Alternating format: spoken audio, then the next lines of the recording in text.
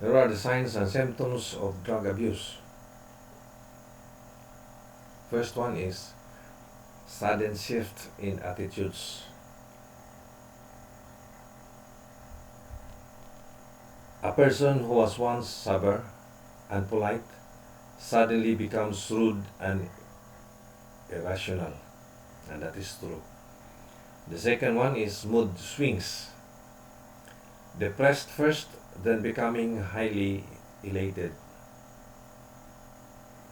Okay.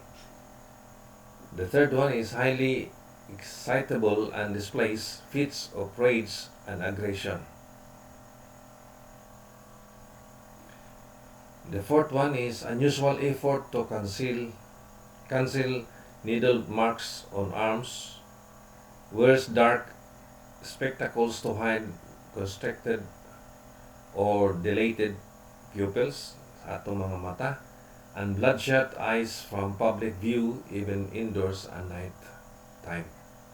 You can observe that for those who are abused, your drug abuser.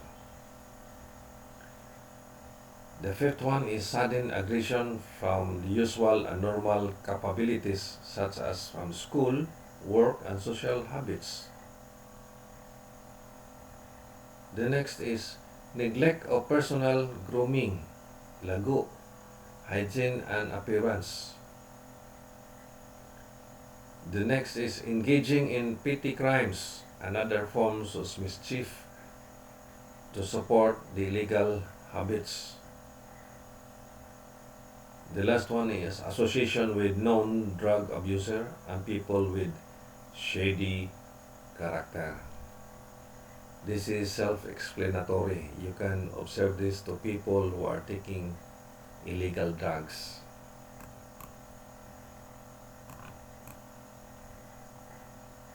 Now we'll go now to the classification of commonly abused drugs. The first one is depressants. And what are depressants? It is known as downers, drugs which own and depress the central nervous system, causing initial relaxation, leading to drowsiness and sleep. Letter A. Under depressants, alcohol. Specifically, ethyl alcohol, which is the main ingredient of all alcoholic beverages. Certain brands of liquor such as gin, whiskey, brandy, pilsen, and rum are the most preferred by alcoholics or problem drinkers to achieve the desired effect. Letter B. Sedative hypnotics. These include barbiturates and benzodiazepines, most commonly referred to as minor tranquilizers. These drugs are used medically, treatment of epilepsy, insomnia, and anxiety. You know what is epilepsy? Insomnia ka hindi ka katulog, and anxiety, si ka ba imong dughan, si ka kulbaan. Okay? Sedative. The term sedative, to relax. Now let's come now to narcotics. This is known as opiates. Include drugs derived from opium and its derivative. These drugs are used medically to relieve pain, suppress cough, reduce movement of the intestine, and induce psychological indifference. Under narcotics, here is opium. Opium is coagulated juice of opium poppy, formerly used as a pain reliever but has been replaced by morphine and codeine. Letter B. Phenanthrene alkaloids, used as analgesic and cough suppressant. Letter C is morphine. Principal alkaloid of opium exists in aware crystalline base and sold as tablets and injectable solution. Codeine, alkaloid extracted from morphine and used as mild analgesic.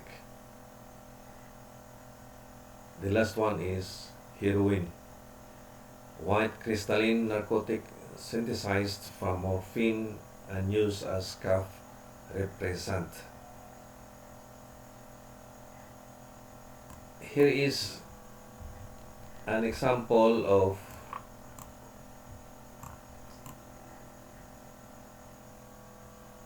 the opium, which is Afghanistan has a common plant of this, and this opium is the main source of income of the people of Afghanistan. That's their business. And here is also an example of heroin, the picture of heroin.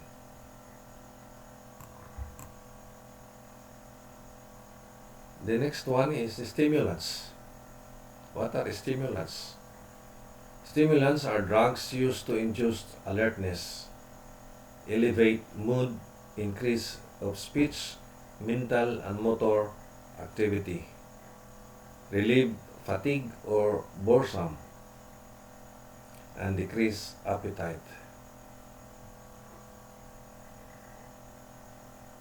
Under this, here is letter A, amphetamine, colorless liquid with acrid taste and faint color, which is greatly stimulates the central nervous system. You have not seen this one, but the next one is common.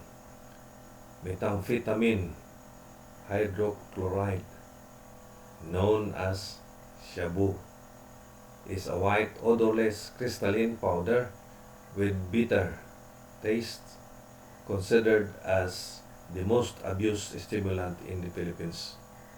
That is true. Abusers administer it through the body by ingestion, inhalation, sniffing, or by injection. Letter C, ecstasy, medyo mahal. A synthetic amphetamine-related substance, white, yellow, or brown in color, with a bitter taste, and comes in form of tablets, capsules, or powder in various designs and shapes. Letter D, cocaine. You know where cocaine comes from? Colombia. Known as coke. Alkaloids obtained from the leaves of the coca plant, generally used as local anesthetic in minor surgery, one of the shortest and strongest stimulants. Daghan sa Colombia. Letter C is caffeine. Caffeine, active ingredients of coffee, tea, cola beverages, used to constrict blood vessel and as remedy for headaches, diuretic, and treatment of severe asthma. Kana itong mga kape. Nanidagan caffeine. Letter F, nicotine, poisonous alkaloid which is an active ingredient of cigarette and tobacco. It is colorless when extracted from tobacco leaves, but quickly turns brown when exposed to air. It has an acrid burning